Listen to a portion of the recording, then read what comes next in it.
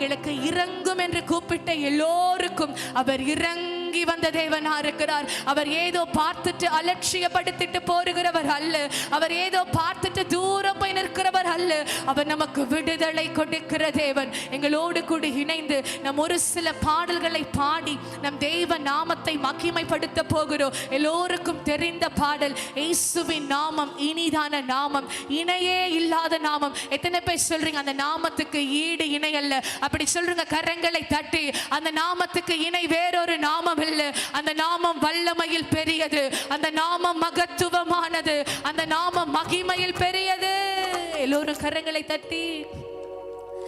இயேசுவின் நாமம் இனிதான நாமம், இணையில்லா நாமம், இன்ப நாமம். எங்கள் இயேசுவின் நாமம் இனிதான நாமம், இணையில்லா நாமம், இன்ப நாமம். எங்கள் இயேசுவின் நாமம் இனிதான